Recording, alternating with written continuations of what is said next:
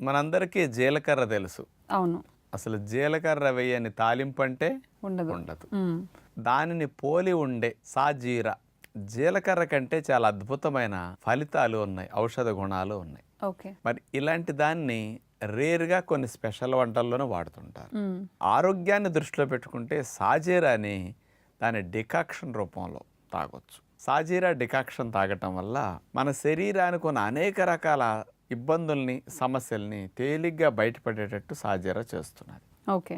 ఇవి అనేక యూనివర్సిటీలు పరిశోధనలు చేసి నేను ఈరోజు ప్రజెంట్ చేస్తాను మీ అందరికీ కూడా. ముందుగా పొట్టా ప్రేగులకు సంబంధించిన అతి ముఖ్యమైన బెనిఫిట్స్ ఇస్తుంది సాజీరా, అదొకటి చెప్తా.